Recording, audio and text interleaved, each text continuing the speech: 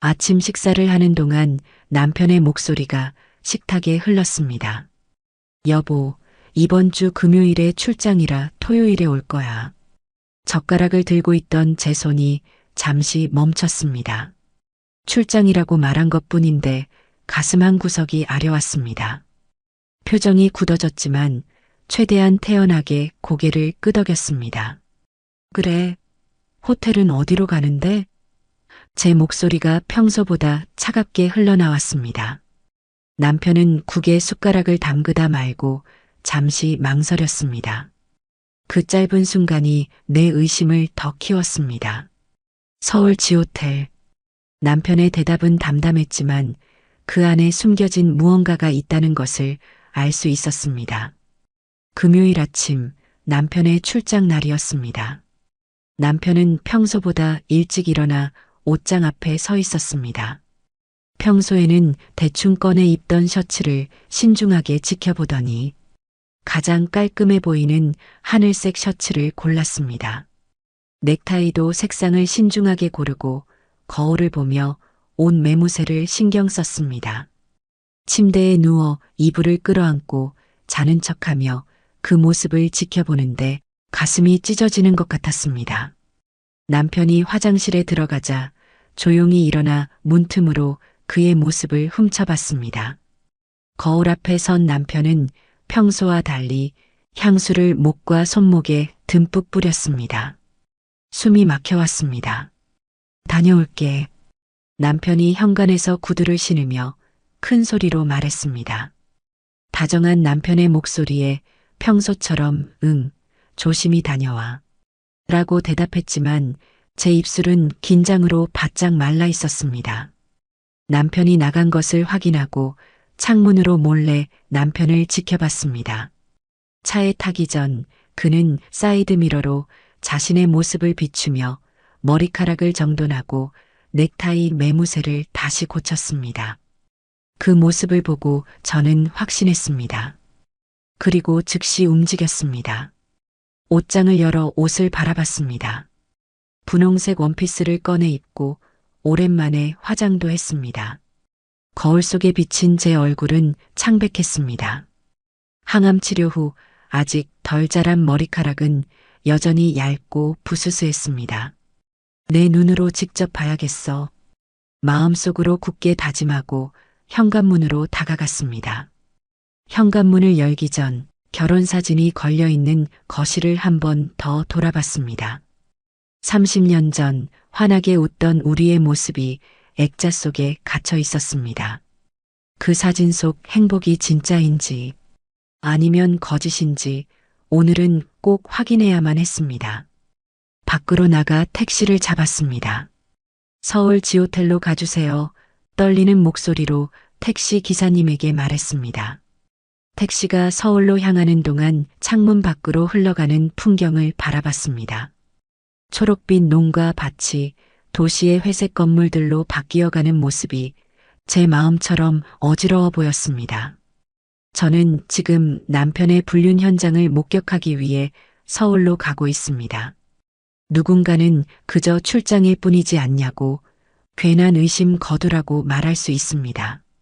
하지만 제 얘기를 들으면 제가 왜 의심할 수밖에 없는지 아실 겁니다. 지금으로부터 2년 전 저는 유방암 진단을 받았습니다. 병원에서 의사가 초기에 발견해서 다행입니다라고 말했던 기억이 납니다.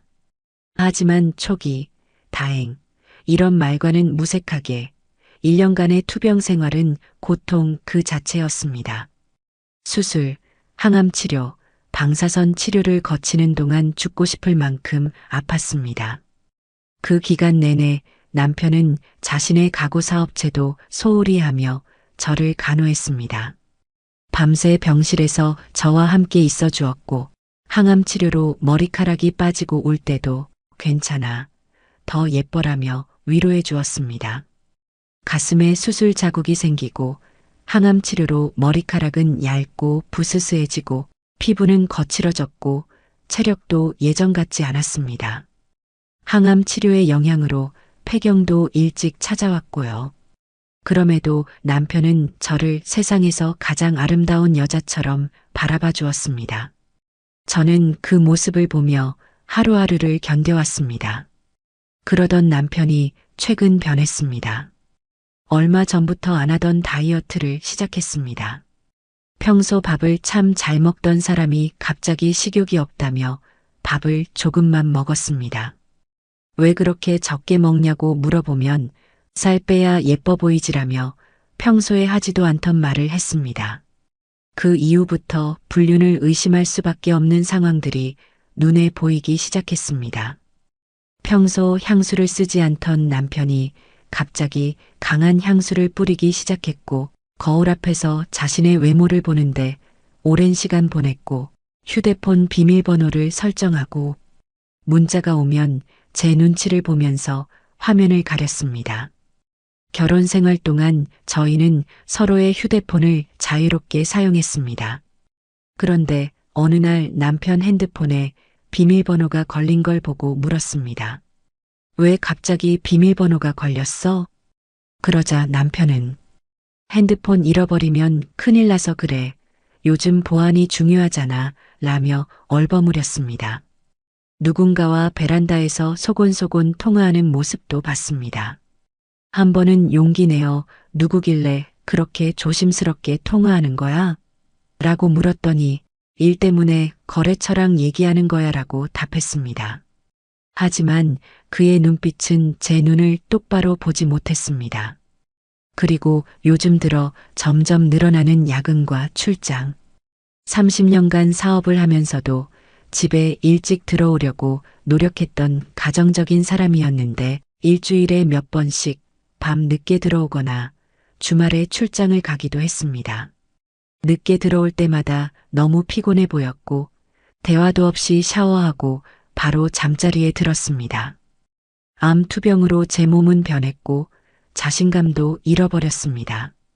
그래서일까요? 남편은 이제 더 이상 제가 예뻐 보이지 않는 걸까요? 저보다 더 젊고 예쁜 누군가를 만나고 있는 걸까요? 사실 제가 이렇게까지 생각하게 된 결정적인 계기가 있습니다. 약 한 달 전부터 남편 회사에 새로운 젊은 비서가 있었습니다. 남편 곁에서 늘 따라다니는 그 여자. 아마 그 여자와 바람을 피는 것 같습니다. 그 생각만 하면 가슴이 무너져 내립니다. 지난달 이천시 가구협회 행사에서 처음 그 여자를 봤습니다.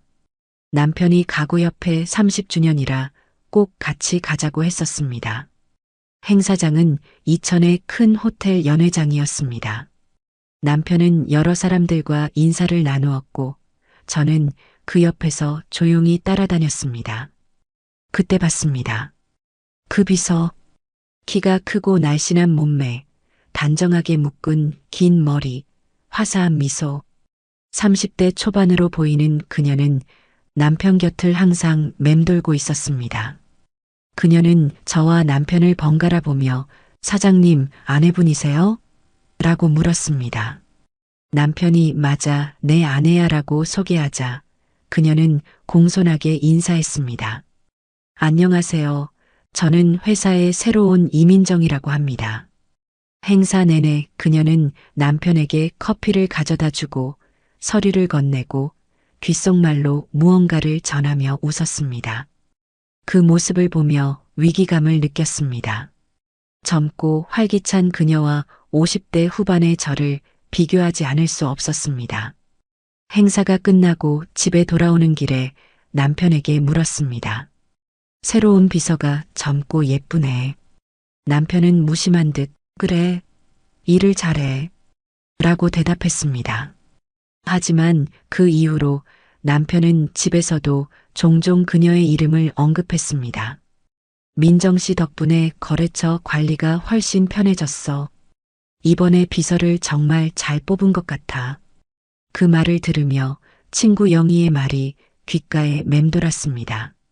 몇 주 전 커피숍에서 만났을 때 영희는 자기 친구의 이야기를 하며 이렇게 말했습니다. 요즘 젊은 애들은 유부남도 가리지 않는데 특히 성공한 사업가면 더 좋아한다고 하더라. 조심해. 그 말을 듣고 겉으로는 웃는 척 했지만 속은 찢어졌습니다. 영희가 말하는 그 사람이 제 남편일 수 있으니까요. 그리고 지금 영희의 그 말이 현실이 됐습니다. 택시 창문에 비친 제 얼굴에서 눈물이 흘러내렸습니다. 서울의 높은 빌딩들이 시야에 들어오고 지 호텔이 가까워짐에 따라 심장이 빠르게 뛰었습니다. 제 눈으로 남편의 불륜을 직접 확인할 시간이 다가오고 있었습니다. 서울 지호텔에 도착한 저는 로비 구석 조용한 소파에 앉아 입구를 주시했습니다. 2시간 동안 자리를 지켰지만 남편의 모습은 보이지 않았습니다. 사람들이 오가는 로비에 한참을 혼자 앉아 있다 보니 이게 맞는 건가, 뭐 하는 짓이지 싶었지만 그보다 진실을 확인하고 싶은 마음이 더 컸습니다.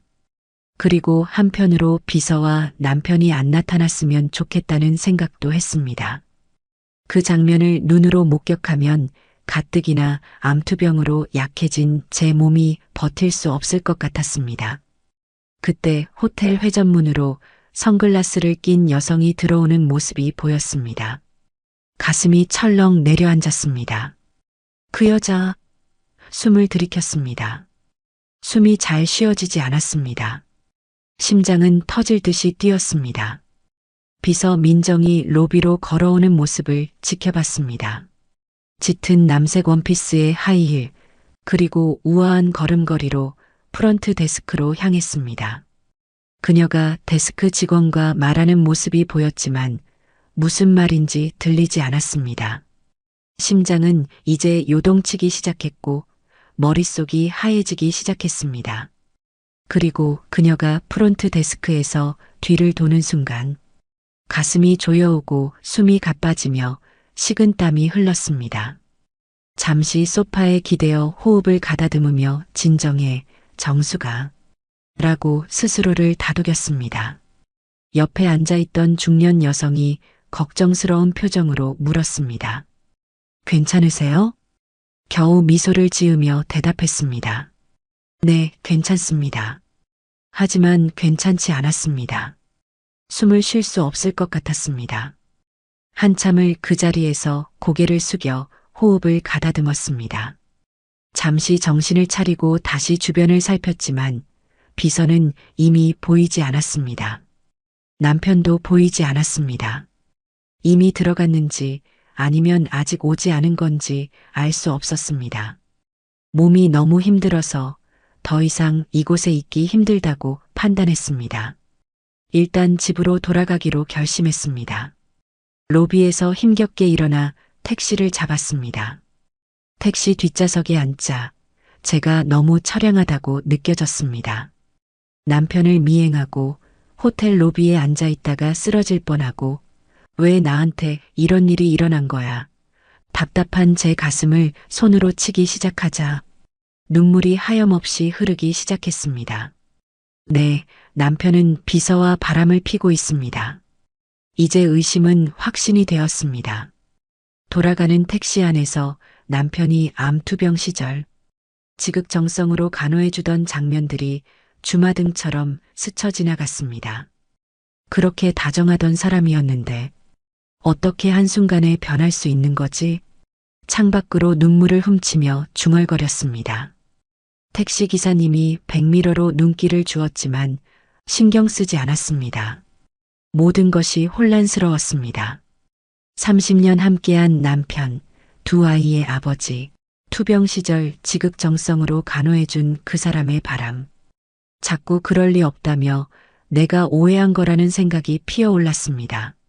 하지만 그럴 때마다 더 굳게 다짐했습니다. 현실을 봐야지. 다음에는 꼭 현장에서 잡아 복수할 거야. 그래, 이혼을 원하면 해주겠어. 하지만 나도 그냥 당할 수 없지. 탈진한 몸을 택시 좌석에 기대며 중얼거렸습니다. 집에 돌아온 후 거실 소파에 지친 몸을 던지듯 앉았습니다. 핸드백은 바닥에 굴러떨어졌지만 주울 힘도 없었습니다. 집안은 조용했고 시계 소리만 크게 울렸습니다. 마음을 단단히 먹고 남편의 서재로 들어갔습니다. 서랍을 하나씩 열었습니다. 적금 통장, 예금 통장, 사업 통장, 현재 살고 있는 집, 가구 공장, 그리고 몇 년 전 투자했다던 아파트. 휴대폰을 꺼내 하나씩 사진으로 찍었습니다. 남편의 사업이 꽤 규모가 커졌다는 것을 실감했습니다. 거실로 돌아와 노트북을 켰습니다. 검색창에 천천히 타이핑했습니다. 이혼 소송, 재산 분할, 위자료. 지금까지 한 번도 생각해 본 적 없는 단어들이었습니다. 검색 결과가 쏟아져 나왔습니다. 이혼 시 재산 분할 원칙, 불륜 증거 수집 방법, 위자료 청구 조건. 그러다 갑자기 타이핑을 멈추고 화면을 물끄러미 바라봤습니다. 30년 동안 쌓아온 추억들, 함께 아이들을 키운 시간들, 서로의 어깨에 기대며 위로했던 순간들. 그 모든 것이 한순간에 무너지는 느낌이었습니다. 한동안 멍하니 있다가 고개를 세차게 흔들며 다시 결연한 표정으로 돌아왔습니다. 이혼 상황에서 제가 유리하기 위해서는 확실한 증거가 필요했습니다. 남편과 비서가 함께 있다는 증거를 잡아야 합니다. 침실로 가서 침대에 누웠습니다. 옆자리는 비어 있었습니다. 남편은 서울에 있었죠. 그 비서와 함께. 그렇게 일주일이 지났습니다. 사는 게 아니었습니다. 남편을 볼 때마다 화가 났지만 그 모습을 숨겨야 하는 게 너무 힘들었고, 남편이 핸드폰을 보는 모습, 통화하는 모습, 모든 걸 의심하면서 봐야 하는 것. 그리고 밤마다 이혼 소송 준비, 위자료 등을 검색하며 잠이 드는 것도 너무 힘들었습니다. 그러던 어느 날 아침 식사 시간이었습니다. 식탁에 앉아 밥을 떠먹던 남편이 다시 출장을 언급했습니다. 내일 출장이라 다음날 올 거야. 그 말에 제 눈이 날카롭게 빛났습니다. 숟가락을 내려놓으며 물었습니다. 아, 그래? 요즘 사업이 너무 바쁜가 봐. 호텔은 그때 거기. 남편은 국에 숟가락을 담그다 말고 잠시 망설였습니다. 이번에도 같은 망설임이었습니다. 응, 알잖아. 우리 회사 출장 가면 지호텔에서 묵는 거. 가슴이 조여왔지만 담담하게 대답했습니다. 그래, 조심히 다녀와. 마음속으로는 이미 계획이 세워져 있었습니다. 이번에는 확실히 현장을 잡고 말겠다는 결심이 서 있었습니다. 다음 날 아침 남편이 현관문을 열고 나서자마자 저도 몰래 따라 나섰습니다. 남편이 차 시동을 걸고 떠나자마자 택시를 불렀습니다. 앞서가는 검은색 제네시스를 따라가 주세요. 너무 가까이 가지 말고요. 택시기사님은 의아한 표정을 지었지만 아무 말 없이 고개를 끄덕였습니다. 일정 거리를 두고 남편의 차를 따라갔습니다. 제가 이런 일까지 하게 될 줄은 꿈에도 몰랐습니다. 이런 건 드라마에서나 하는 일인 줄 알았습니다. 30년 동안 행복한 결혼 생활을 한 제가 이제는 남편을 미행하고 있습니다. 제 심장은 미친 듯이 뛰기 시작했습니다. 손은 떨리고 입은 바짝 말랐습니다. 이천에서 서울로 가는 길, 남편의 차는 예상대로 강남 방향으로 향했습니다. 하지만 그 다음이 이상했습니다. 지호텔이 있는 방향이 아니라 다른 곳으로 차가 꺾여 들어갔습니다. 제 표정이 혼란스러워졌습니다. 저기, 저 차 놓치면 안 돼요. 계속 따라가 주세요. 택시기사에게 다시 한번 확인했습니다. 기사님은 고개를 끄덕이며 방향을 틀었습니다. 서울의 복잡한 도로를 지나 남편의 차가 대형 병원 주차장으로 들어가는 모습이 보였습니다. 대형 병원? 여긴 왜? 놀라움에 입이 벌어졌습니다. 수많은 생각이 머릿속을 스쳐 지나갔습니다. 여기서 세워주세요.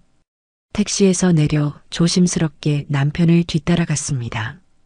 병원 로비는 사람들로 북적였습니다.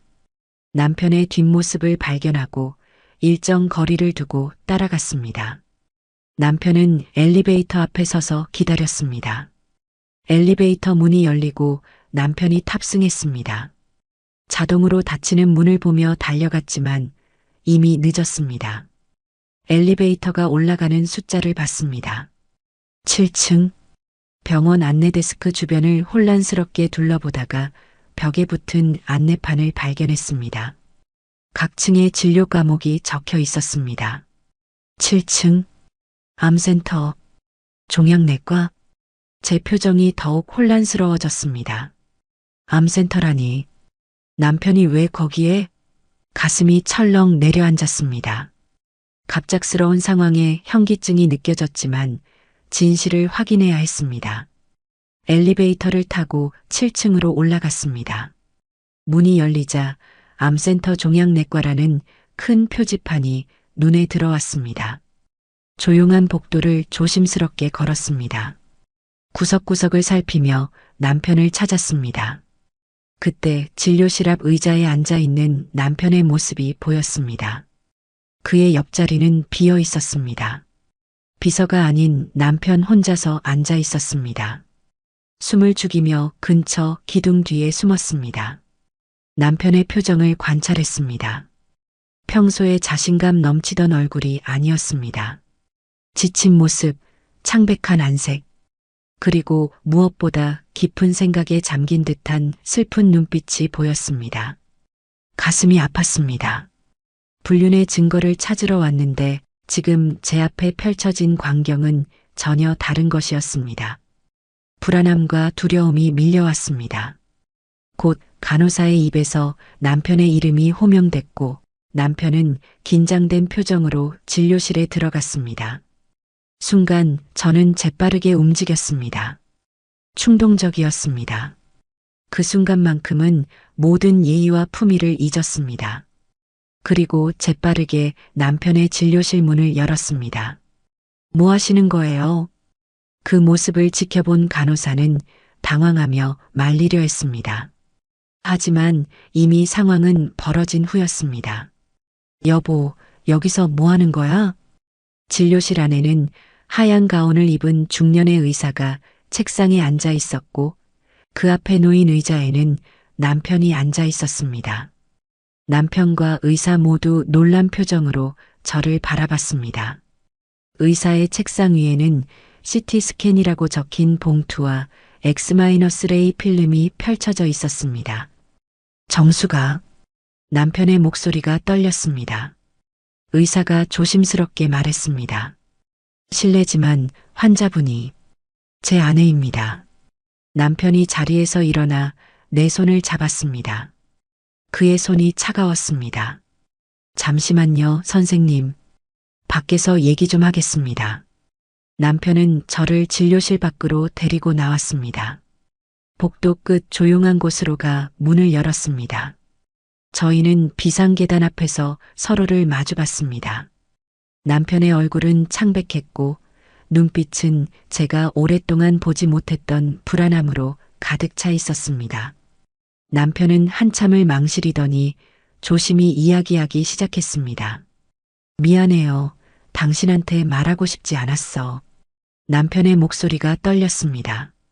2개월 전에 폐암 진단을 받았어. 말기야. 그 말을 듣는 순간 세상이 멈춘 것 같았습니다. 폐암이라고요? 말기라고요? 불륜을 의심했던 제 마음이 부끄러웠습니다. 왜 말 안 했어요? 저는 그것도 모르고 눈에서 눈물이 쏟아지기 시작했습니다. 미안해. 고민 많이 했어. 말하는 게 맞다고 생각하기도 했지만 당신 유방암 나은 지도 얼마 안 됐잖아. 그 고통과 충격을 주고 싶지 않았어.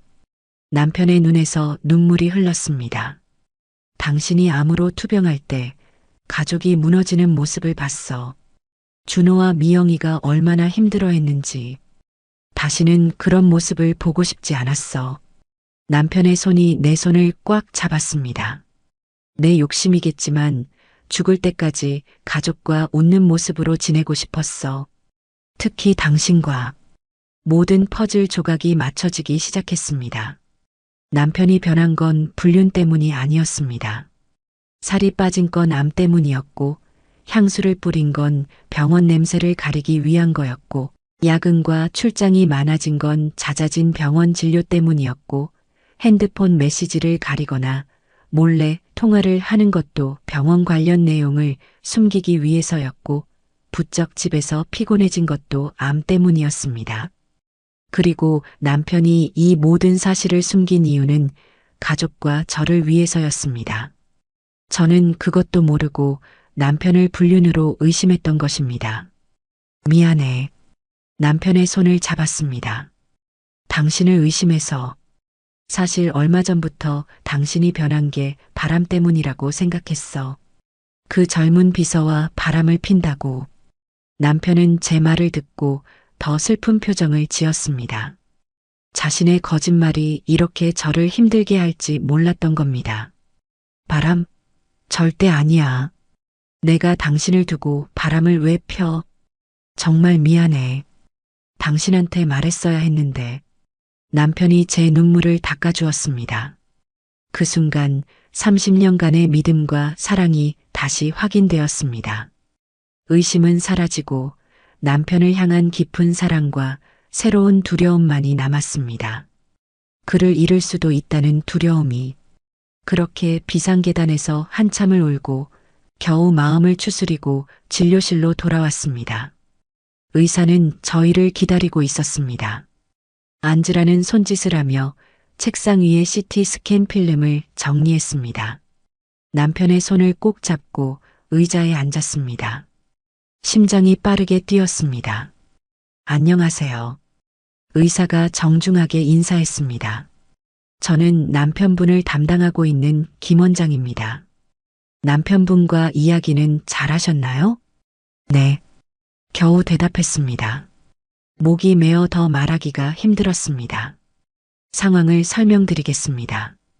의사는 차분한 목소리로 말했습니다. 남편분은 2개월 전 폐암 진단을 받으셨습니다.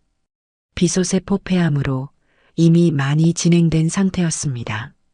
의사는 조명판에 엑스레이 필름을 올려놓고 불을 켰습니다.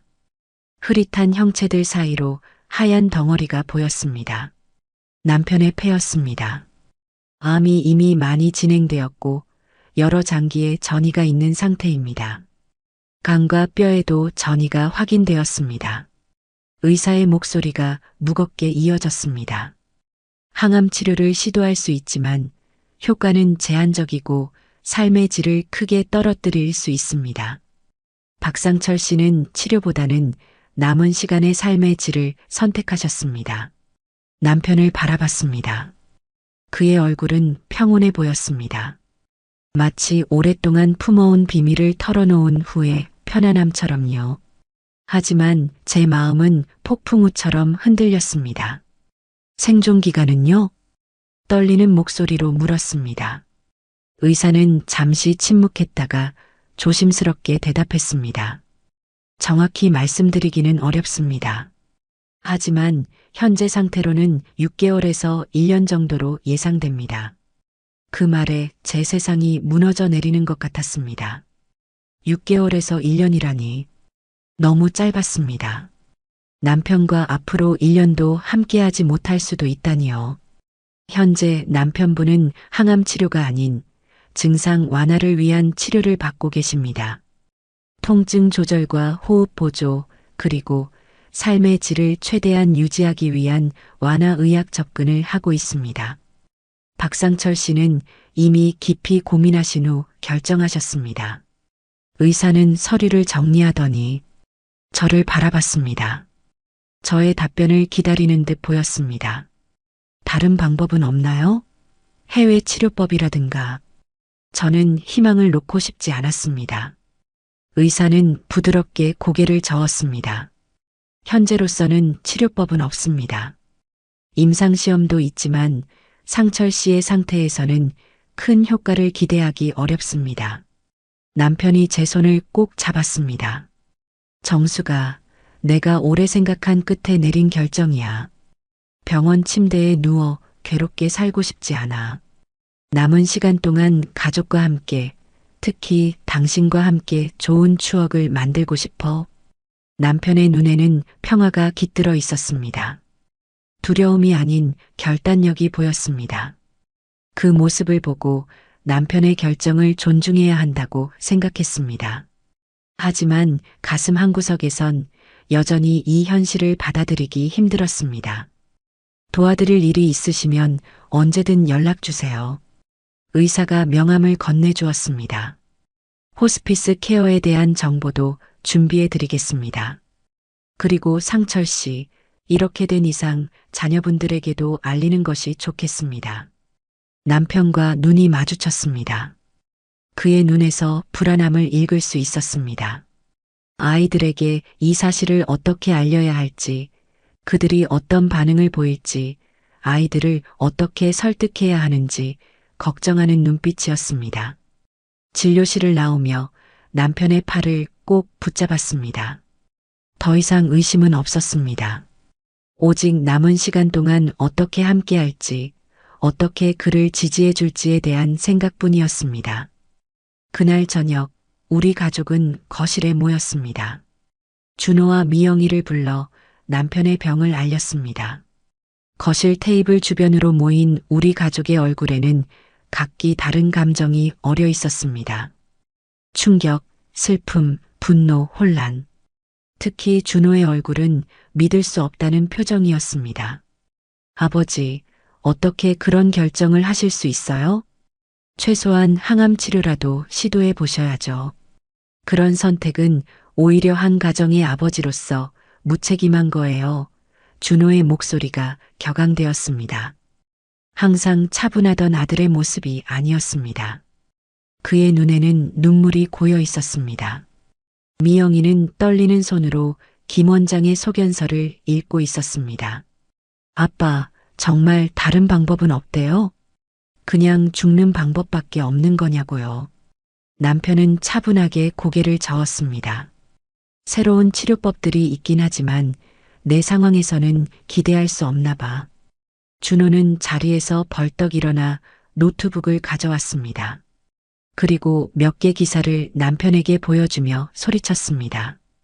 아버지, 병원에서 모르는 거 아니에요? 거기 믿을 만한 곳 맞아요?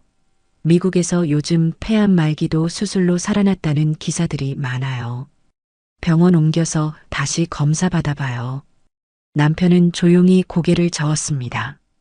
준호야, 아빠도 다 해봤어. 해볼 만큼 해보고 한 결정이야. 더 이상의 치료는 원하지 않아. 준호의 목소리가 높아졌습니다. 아버지, 아버지를 보내기에 아직 너무 일러요. 손자도 곧 태어날 텐데. 손자 안 보실 거예요? 최소한 노력은 해보셔야. 그때 제가 중재했습니다. 준호야, 아버지도 고민 많이 했어.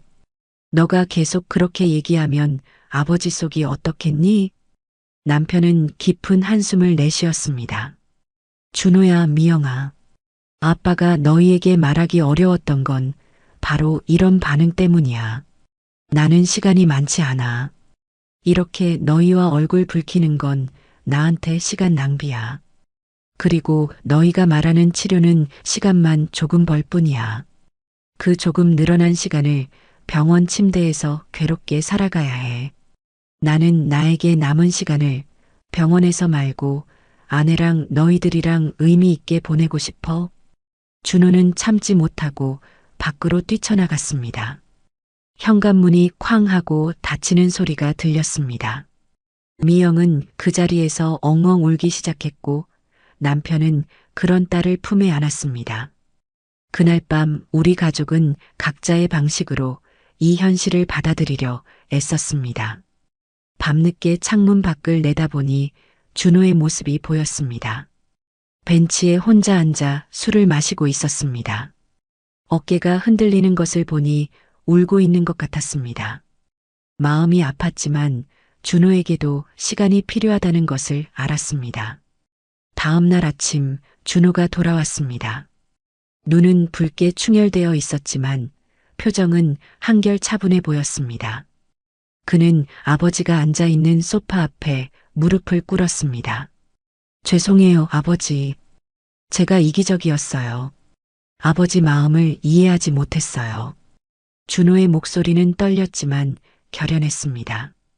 어젯밤 생각해 봤어요. 만약 제가 아버지였다면 어땠을까? 제가 그런 선택을 했을 때 가족이 어떻게 해주는 게 좋을까? 결국 아버지가 원하는 대로 아버지 곁에서 남은 시간을 의미 있게 보내는 게 더 중요하겠다는 결론이 나더라고요. 남편은 아들의 어깨를 토닥였습니다. 준호가 조심스럽게 물었습니다. 아버지, 죽음이 두렵지 않으세요? 남편은 따뜻한 미소를 지었습니다. 물론 두렵지.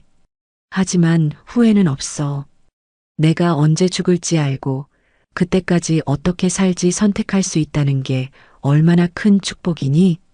미영이가 다가와 아버지 손을 꼭 잡았습니다. 남편은 딸의 머리를 쓰다듬었습니다. 앞으로 남은 시간만이라도 우리 행복하게 살자. 그날 밤 아이들이 돌아간 후 남편과 저는 정원 벤치에 나란히 앉았습니다. 밤하늘에 별이 가득했습니다. 남편이 제 손을 잡았습니다. 정수가 당신이 암 투병할 때 얼마나 힘들었는지 이제야 알 것 같아. 남편의 목소리가 부드러웠습니다.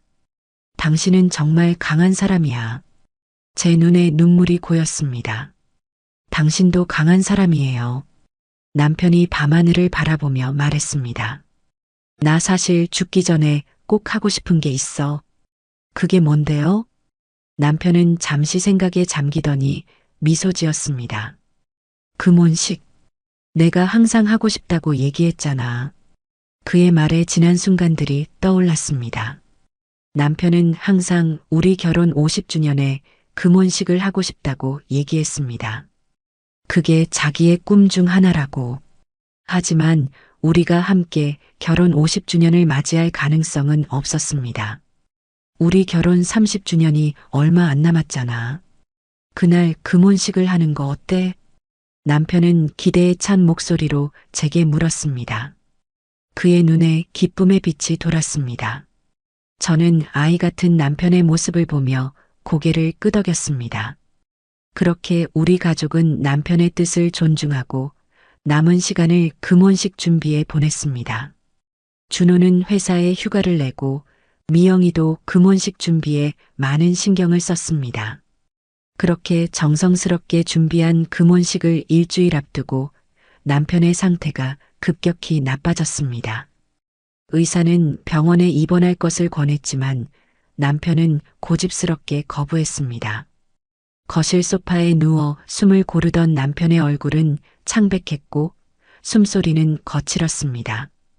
그날만큼은 제대로 서 있고 싶어요. 남편의 말에 가슴이 저몄습니다. 그날만큼은 남편이 진통제를 더 복용하는 모습을 여러 번 봤지만 아무 말도 하지 않았습니다. 그의 자존심을 지켜주고 싶었으니까요. 그렇게 금혼식 날이 다가왔습니다. 이천의 호숫가 레스토랑은 저녁 노을빛으로 물들어 있었습니다. 준호와 미영이가 손수 준비한 공간에는 우리의 결혼식 사진과 가족 사진들로 아름답게 장식되어 있었습니다. 금혼식에는 놀랍게도 30년 전 결혼식에 참석했던 몇몇 친구들이 깜짝 방문했습니다. 영희도 왔고 못 본 지 오래된 몇몇 대학 선배들도 왔습니다. 모두 아이들이 비밀리에 연락한 것이었습니다. 레스토랑 입구에서 남편이 휠체어를 거부하고 지팡이에 의지한 채 입장했습니다. 잠시 숨을 고르는 남편을 보며 가족들이 안쓰러운 표정을 교환했지만 금세 환한 미소로 그를 맞이했습니다. 남편의 얼굴은 창백했지만 눈빛만은 젊은 시절처럼 반짝였습니다. 내 인생 가장 행복한 날이야. 남편이 제 손을 꼭 잡으며 말했습니다. 미영이가 감동적인 깜짝 선물을 준비했습니다. 30년 전 결혼식과 똑같은 부케를 재현한 것이었습니다. 하얀 프리지아와 분홍 장미 그리고 안개꽃. 그 꽃다발을 받는 순간 30년 전 그날이 생생하게 떠올랐습니다. 남편도 특별한 선물을 준비했습니다. 작은 벨벳 상자를 꺼내 저에게 건넸습니다. 열어보니 다이아몬드 반지가 들어 있었습니다. 젊었을 때 제가 원했지만 형편이 어려워 사주지 못했던 그 반지였습니다. 이제야 이걸 사주네. 그동안 못 사줘서 미안해. 남편의 말에 눈물이 흘렀습니다. 그는 또 하나의 깜짝 선물을 준비했습니다. 저를 위해 몰래 준비한 손편지였습니다. 떨리는 목소리로 편지를 낭독하는 남편의 모습에 모두가 숙연해졌습니다. 정수가 30년 전 내 곁에 와준 그날부터 오늘까지 당신은 내 인생의 가장 큰 축복이었어. 힘들 때 함께 울어주고 기쁠 때 함께 웃어준 당신에게 무슨 말로 감사를 표현해야 할지 모르겠어. 당신 덕분에 나는 행복한 사람이었어. 편지를 마친 후 준호가 프로젝터를 켰습니다. 아이들이 준비한 30년 결혼 생활 영상이었습니다. 첫집, 준호의 탄생, 미영이의 탄생, 졸업식, 여행, 그리고 제가 암 투병 중에도 웃음을 잃지 않으려 했던 가족의 모습까지. 영상이 끝나고 남편이 일어나 감동적인 연설을 했습니다. 여러분 이 자리에 와주셔서 감사합니다. 주제 넘은 말일 수 있지만 이 말은 꼭 하고 싶습니다. 주변에 사랑하는 가족에게 오늘부터 꼭 사랑한다 말해주세요. 우리의 삶은 유한하니까요. 그리고 마지막으로 30년 전 결혼식 때 퇴장곡이었던 노래가 흘러나왔습니다.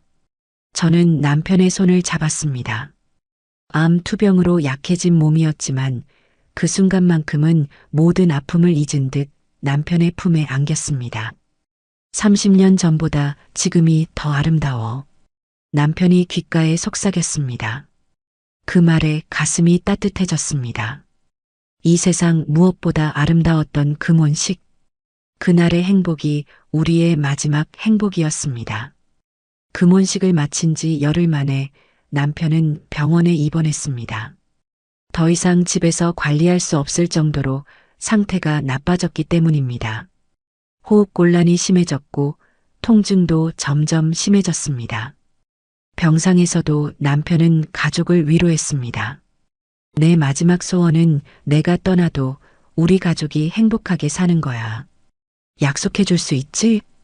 그렇게 금혼식 후 3주 만에 남편은 평화롭게 눈을 감았습니다. 마지막 순간까지 제 손을 꼭 잡고 미소를 짓던 그 모습이 아직도 눈에 선합니다. 그렇게 시간이 흘러 장례식장에서 민정을 만났습니다. 남편의 비서였던 그녀는 진심으로 슬퍼하고 있었습니다. 처음에는 어색했지만 그녀가 다가와 조심스럽게 말을 걸었습니다. 죄송합니다, 사모님. 사장님한테 이야기 들었어요. 제가 오해할 만한 행동을 했었나 봐요. 저는 오히려 민정에게 사과를 했습니다. 아니요, 제가 오해한 건데요. 민정 씨는 잘못 하나 없어요. 제가 죄송해요. 그렇게 서로 오해를 풀게 됐습니다. 민정은 그날 호텔에 출장으로 간 거였고 남편은 그날 병원에 갔었습니다. 그렇게 며칠간의 장례식을 마치고 집으로 돌아왔습니다. 빈집은 너무 조용했습니다. 30년 동안 함께 살았던 사람이 사라진 공간은 더 이상 예전의 집이 아니었습니다. 남편의 흔적은 곳곳에 남아 있었지만 그 사람은 이제 없었습니다. 아이들이 모두 돌아간 후 혼자 남편의 물건들을 정리하기 시작했습니다. 슬픔을 견디기 위한 방법이었는지도 모릅니다. 양복장을 열어 옷을 만지며 그의 채취를 느꼈고 신발장에 구두를 닦는 습관이 있던 남편을 떠올렸습니다. 서재로 들어갔습니다. 책상 위에는 그가 마지막으로 읽던 책이 아직 펼쳐져 있었고 벽에는 가족 사진들이 걸려 있었습니다. 책장을 정리하다 문득 종이 한 장이 눈에 띄었습니다. 이 종이를 보게 되면 내 서재 책장 뒤편을 열어봐라고 적힌 남편의 필체였습니다. 가슴이 뛰었습니다. 큰 책장을 살짝 당겨보니 뒤쪽 벽에 작은 나무 상자가 붙어 있었습니다. 조심스럽게 열어보니 USB가 들어 있었습니다. 노트북을 켜고 USB를 연결했습니다. 화면이 열렸습니다. 거기에는 우리 가족에게라는 제목의 영상 파일이 있었습니다. 떨리는 손으로 재생 버튼을 눌렀습니다. 화면에 남편의 모습이 나타났습니다. 병이 심해지기 전 아직 건강해 보이던 때의 모습이었습니다. 정갈한 셔츠를 입고 정돈된 머리에 예전에 그 따뜻한 미소를 짓고 있었습니다. 안녕, 여러분. 남편의 목소리가 방 안에 울려 퍼지자 눈물이 흘렀습니다. 마치 그가 다시 살아 돌아온 것 같은 느낌이었습니다. 사실 나는 지금 폐암 말기야. 가족에게 말하지 않고 있지. 나에게 남은 시간은 얼마 없어. 그래서 하루라도 빨리 건강한 모습으로 가족에게 사랑한다고 말하고 싶었어. 내가 갑자기 정숙이랑 우리 자식들한테 사랑한다고 말하고 다니면 의심할 거 아니야. 그치? 그렇게 남편은 해맑은 웃음 뒤에 가족 하나하나에게 사랑의 표현을 했습니다. 정수가, 당신은 내 인생 최고의 선물이었어. 내가 가장 감사한 건 매일 아침 당신 옆에서 눈을 뜰 수 있었다는 거야. 당신이 암으로 투병할 때 내가 당신을 잃을까봐 얼마나 두려웠는지 몰라. 그때 매일 기도했어. 제발 그녀를 데려가지 말아달라고. 그런데 이제는 내가 먼저 가게 됐구나. 미안해. 하지만 너무 오래 슬퍼하지는 마. 당신은 아직 많은 행복을 누릴 자격이 있어. 우리 손자도 보고 아이들의 성공도 지켜봐줘. 내가 하늘에서 지켜볼게. 눈물이 멈추지 않았습니다. 남편의 말 한마디 한마디가 가슴을 파고들었습니다. 준호야, 이제 내가 우리 가족의 기둥이야. 내가 남긴 회사는 내가 원하는 대로 이끌어가길 바란다. 나는 너의 능력을 믿어. 그리고 곧 태어날 내 아이에게 아빠가 어떤 사람이었는지 가끔 이야기해주면 좋겠다. 그동안 아빠 옆에서 듬직하게 있어줘서 고마웠다. 준호를 향한 메시지는 남편다웠습니다. 항상 아들에게 많은 기대를 했지만 직접적으로 표현하지 못했던 남편의 마음이 느껴졌습니다. 미영아, 넌 항상 내 특별한 공주님이었어. 가끔은 내가 너무 열심히 일하는 것 같아 걱정됐어. 인생은 균형이 필요해. 일도 중요하지만 사랑하는 사람과의 시간도 중요하단다. 그래서 우리 미영이가 앞으로 일도 일이지만 사랑도 하면서 더 행복하게 살았으면 좋겠어. 그동안 아빠 옆에서 항상 힘이 돼줘서 고마워 미영아. 영상 마지막에 남편은 특별한 부탁을 했습니다. 매년 내 기일에 함께 모여 이 영상을 보며 날 기억해 주길. 그리고 슬퍼하지 말고 웃으며 내 이야기를 나눠주길. 나 참 유별나지? 그러면 우리 가족도 나도 행복하지 않을까 싶어? 그럼 잘 지내. 영상이 끝나고 화면이 검게 변했지만 한동안 움직일 수 없었습니다. 남편의 목소리가 아직도 귓가에 맴도는 것 같았습니다. 그가 살아 돌아올 수는 없지만 이 영상을 통해 그의 사랑은 여전히 우리 곁에 남아있다는 것을 느꼈습니다. 핸드폰을 들어 준호와 미영에게 연락했습니다. 아버지의 마지막 선물에 대해 알려주고 싶었습니다.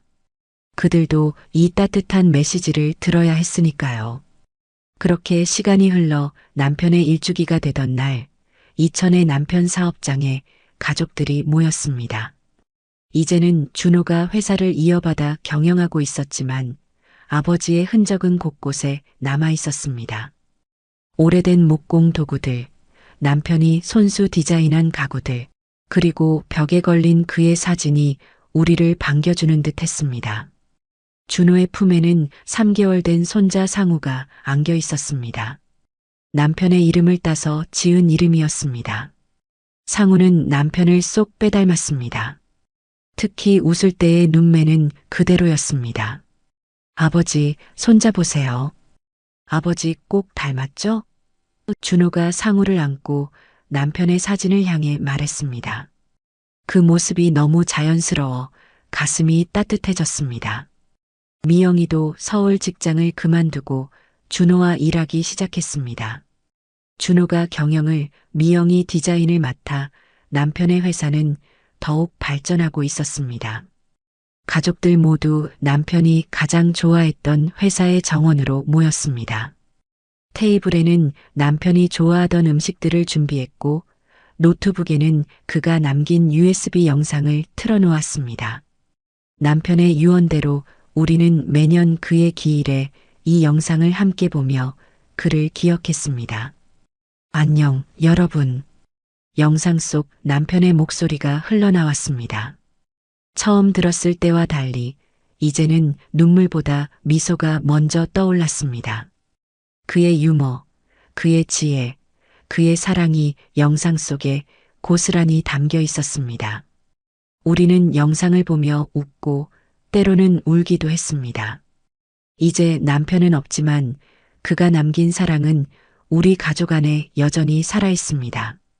가끔 남편이 그립고 외롭지만 남편의 말처럼 웃으며 살아가려 합니다. 여보, 보고 있나요? 우리는 잘 지내고 있어요. 당신이 원하던 대로요.